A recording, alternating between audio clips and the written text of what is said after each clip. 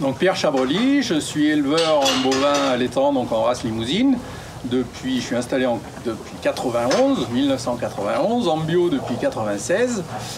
Contrôle de performance en 2000, inscription au Herdbook en 2001, quand j'ai vu mes résultats qui n'étaient pas plus mauvais que les autres. Et depuis, j'essaye de faire progresser mon cheptel donc dans une petite région là, qui est assez ingrate, parce que relativement vallonnée, avec des sols pas très riches.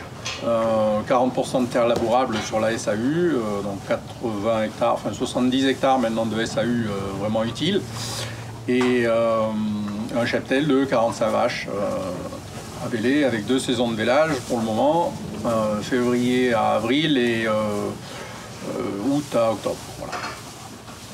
Sur une, j'ai pas fini. Sur une production avec une vente de quelques reproducteurs mâles, en principe en moyenne 2 par an, une production de broutards, quelques veaux rosés pour de la vente directe, des femelles de renouvellement, donc des jeunes vaches, un taux de renouvellement relativement élevé qui tourne souvent entre 25 et 30% par an, et donc voilà, j'essaye en essayant de faire progresser un peu le niveau génétique à chaque génération. Voilà.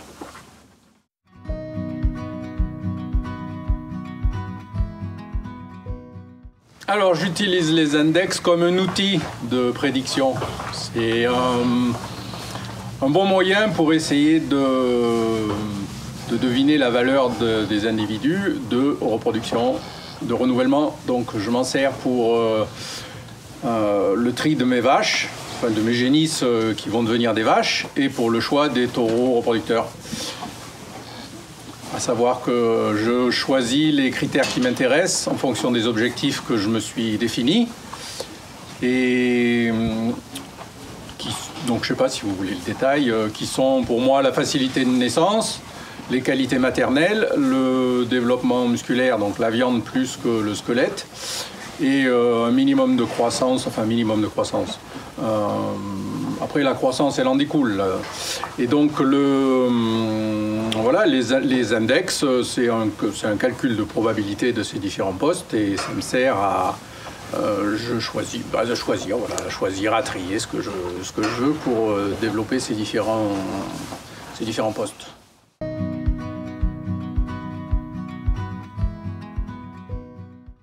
Donc le fait d'avoir fait attention à ces différents index, donc, qui sont notamment les qualités maternelles, la facilité de naissance, la finesse d'os, ça m'a permis d'avoir des résultats, de gagner des veaux, c'est-à-dire d'avoir un taux de mortalité qui soit relativement faible. Et donc sur 30 ans, je suis en mortalité 0 sevrage, je suis à 3,9%. Voilà. Donc sur un cheptel de 45 vaches, ça fait quelques veaux d'économiser si on fait la multiplication par le nombre d'années. De plus, ça m'a permis aussi de gagner des kilos à pas cher, c'est-à-dire que comme je sélectionne des animaux qui sont qui arrivent à mieux valoriser des rations à base d'herbe, ça me permet d'avoir des veaux et des qualités, et de par leur qualité laitière, de la qualité laitière des vaches, ça permet d'avoir des veaux qui poussent suffisamment, qui sont à 300 kg en moyenne au sevrage, enfin à 210 jours en poids H-type, et sans manger de concentré pour les veaux qui naissent au printemps. Donc c'est du kilo à pas cher. Voilà. Donc ça permet d'avoir un cheptel d'animaux, de vaches productives et économes. Voilà. D'avoir des résultats intéressants au niveau du troupeau et de la productivité du troupeau en général.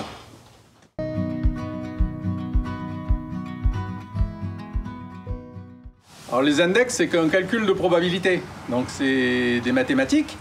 Et ce qu'on regarde le moins dans les index, ce qui est pourtant le plus important, c'est le petit chiffre qui est marqué en dessous, le CD, le coefficient de détermination, et qui est plus il est proche de 1, plus il est fiable. Sauf que pour des vaches à l'intérieur d'un troupeau, le QF il est en général de 0,4, 0,5 pour des vaches en fin de carrière.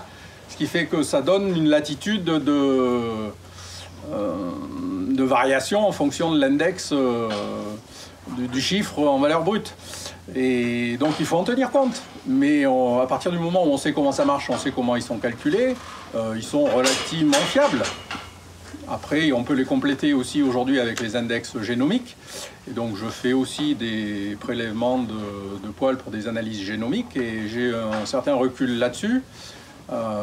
Donc ça aussi, c'est un outil en voie de fiabilisation à mon goût, mais qui complète tout à fait bien les index Iboval. Et dans une... d'expérience, les index Iboval, c'est encore ce qui m'a le moins trompé dans le choix des animaux. Voilà. Par rapport à un choix uniquement sur le phénotype ou au feeling pur, disons que ça vient bien compléter le tout. Voilà. Si l'animal ne me plaît pas sur le papier, je ne vais pas le prendre. Voilà. Si les index ne me conviennent pas, je ne vais pas le prendre. Aussi beau soit-il et aussi inscrit soit-il.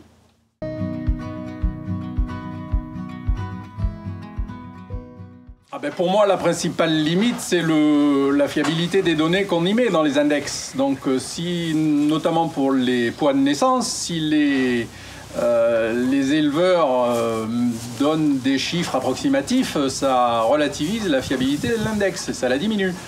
Donc moi, c'est vrai que je fais l'effort de peser tous les veaux qui naissent à la bascule. La bascule, elle est dans la stabule.